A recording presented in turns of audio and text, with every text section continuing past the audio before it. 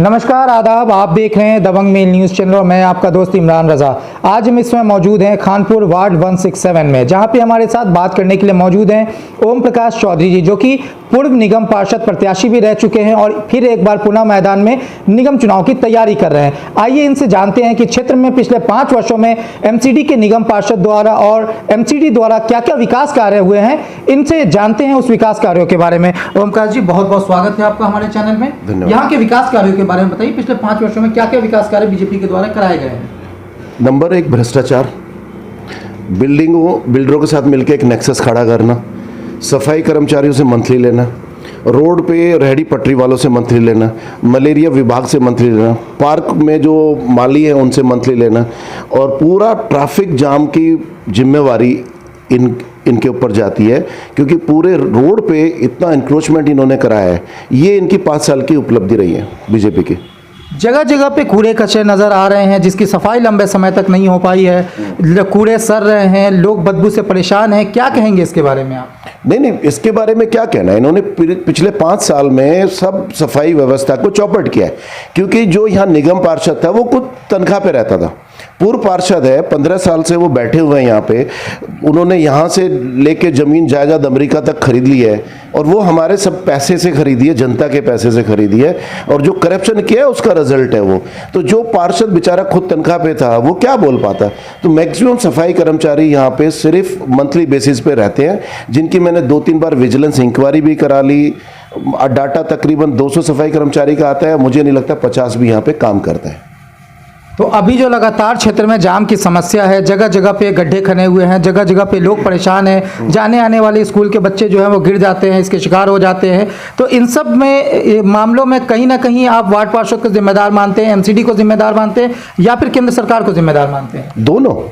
MP साहब बैठे हुए हैं इनके, वो यहीं से निकलते हैं। मैं सुबह आप यहाँ पे आइए 5 बजे और रात के 12 बजे तक यहाँ ट्रैफिक जाम होगा।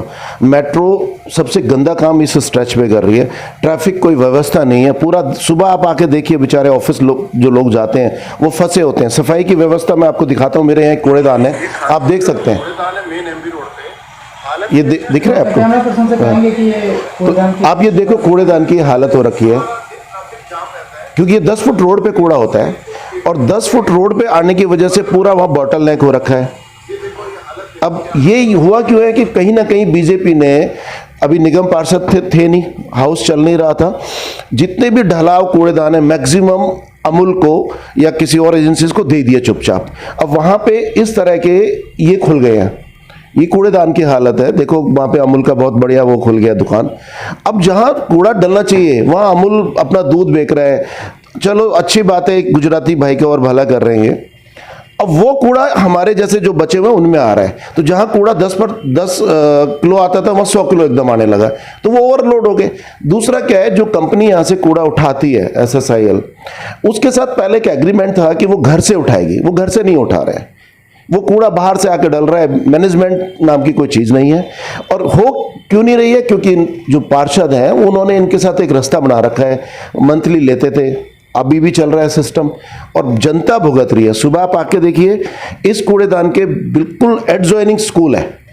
अब आप निकल नहीं सकते, वहां इतनी बदबू है। अब वो बच्चे कैसे पढ़ते हैं ये तो भगवान जाने। क्षेत्र में समस्याओं का अंबार लगा पड़ा है। बीजेपी 15 साल से एमसीडी में शासन कर रही है, उसके बावजूद भी देखिए चुनाव का समय बहुत नज़दीक आ गया। फिर एक बार बीजेपी वोट मांगने मैदान में आएगी।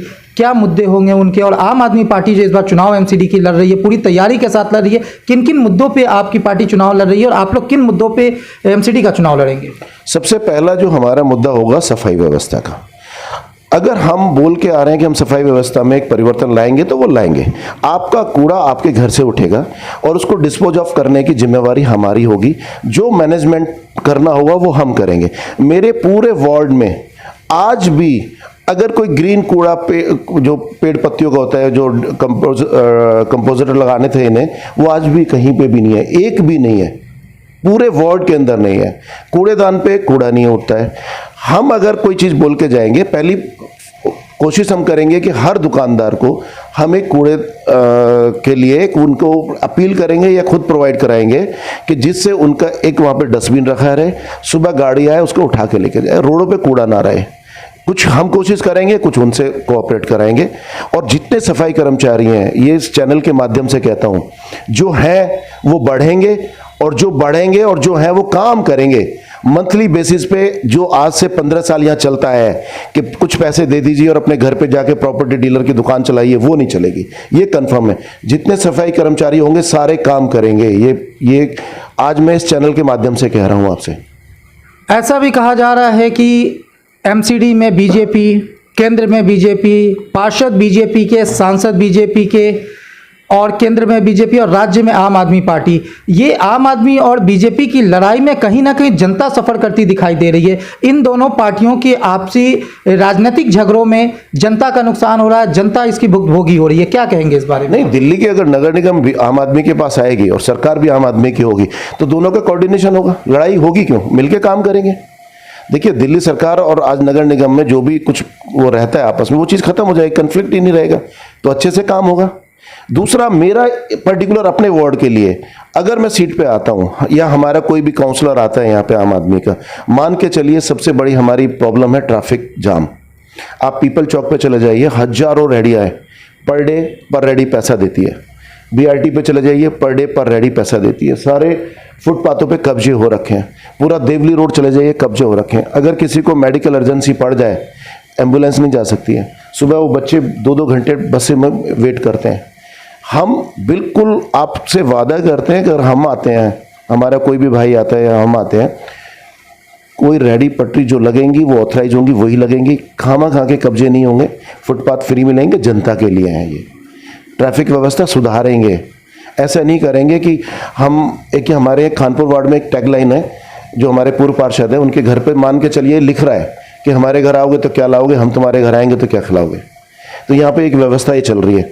मुझे नहीं पता कि कौन सी उनकी फैक्ट्री चल रही है कि अमेरिका तक आज मकान खरीद लिए उन्होंने। इस जनता के पैसे को लूटा है 15 साल में। चलते चलते अंतिम सवाल, आप क्षेत्र की जनता के लिए क्या कहना चाहेंगे कि इस बार एमसीडी में आम आदमी की सरकार आनी चाहिए? बिल्कुल आनी चाहिए। एमसीडी में आम आदमी की सरकार होगी, दिल्ली में आम आदमी की सरकार है, तो बैठ के एक बहुत अच्छे तरीके से काम होगा, एक अकाउंटेबिलिटी होगी। ऊपर केजरीवाल साहब बैठे हैं, उनकी पॉलिसीज हैं। देखिए, विजन से काम होता है। अनपढ़ आदमी बैठा दिए तो काम तो नहीं होगा, जो सच्चाई है। विजन नजर आना चाहिए, और विजन है आम आदमी के पास। उनके पास ब्लूप्रिंट तैयार खड़ा है। सफाई व्यवस्था को लेके हम आएंगे। आप जैसे ही यहाँ सरकार बनती है, 4 महीने में देख लेना परिवर्तन होगा। सफाई व्यवस्था एकदम हाईटेक करेंगे। अगर हम एसएसआईएल को या कंपनीज को पैसा दे रहे हैं तो वो घरों से कूड़ा उठाएंगे। ये कोई बहुत बड़ा इशू नहीं है। आप सिर्फ 2 ही चीजें करनी है। जो आपका सफाई व्यवस्था है उसको प्रॉपर लागू करिए। जितने आपके पास आदमी उनसे काम कराइए। आप अपना इंटरेस्ट बंद करिए ना। मेरे वार्ड में चले जाइए, तकरीबन 22-23 क्या 24 मलेरिया के कर्मचारी हैं, 2 भी काम नहीं करते हैं। उनकी दवाई कहाँ जाती है, वो आदमी कहाँ जाते हैं, किसी को नहीं पता। 14-15 माली हैं, एक भी पार्क मेंटेन नहीं है। मैंने एक आरटीआई लगाई थी कि कंटीजेंसी वर्क मुझे बताइए कहाँ, आज तक उसका जवाब नहीं मिला। जैसे आरटीआई लगाई, एसओ यहाँ के खड़ा हो गया, जवाब नहीं दिया है। कहाँ पैसा जा रहा है, कितना मिट्टी डली है, कितने पेड़ लगे हैं, कितना खाद आया है। एक भी पार्क सिंगल, मैं दावे से कहता हूँ, वहां से वहां तक चेक कर लीजिए, एक भी पैसा नहीं है। करोड़ों रुपए उसमें उन्होंने खाया है। सफाई जीरो, पार्कों में घास नहीं है, पौधे नहीं है, बिल्कुल कुछ नहीं है। रोडों पे जाम लगे हुए हैं, इंक्रोचमेंट हो रखी है। सिर्फ हमारे पार्षद जी सुबह निकलते हैं कि घर कहाँ पे बन रहा है, इलीगल कंस्ट्रक्शन कहाँ पे हो रहा है। सैनिक फॉर्म में वो सुबह निकल जाते हैं। उनके चेले चपाटे जो उन्होंने सैलरी पर रखे हुए हैं, किसी बेचारे गरीब आदमी का घर बनता है तो वहाँ पहुँच जाते हैं, उसके घर पे पकड़ लेते हैं जाके। सैनिक फॉर्म में से ढूंढते हैं कि कहाँ से उनको किसी के घर में कोई बाथरूम में काम करा रहा है, तो सुबह पहुँच जाते हैं। अभी एक बेलदार पकड़ा गया था, सरकारी आदमी था, उसको अरेस्ट किया है। पैसे 1.5 लाख रुपए वो मांग रहा था। और मैं तो इस चैनल के माध्यम से भी जनता से कह रहा हूँ कि ये जो एक्सटॉर्निस्ट आपके घरों पे आते हैं ना, कोई मकान में कुछ काम कर रहा है और वो आके ब्लैकमेलिंग करते हैं, सीधा से इनको पकड़ के इनको ट्रैप कराइए, इनको बंद कराइए, इन पर मुकदमा दीजिए। ये आपके सिर्फ डर का फायदा उठा रहे हैं, ये निगम पार्षद, और ये इनको पावर नहीं है पैसा उगाही करने की, सिर्फ ये आपके डर का फायदा उठा रहे हैं। जिस दिन आपने डर निकाल दिया, ये रोड पे आ जाएंगे। तो क्षेत्र की जनता के लिए क्या संदेश होगा आपको? सोच समझ के वोट डालिए।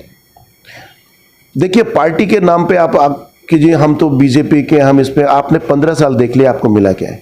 बेसिक एम्यूनिटीज़ की जी यहाँ पे मैंने हाई मास्क लाइट लगा दी, उसमें आप कमीशन खाते हैं।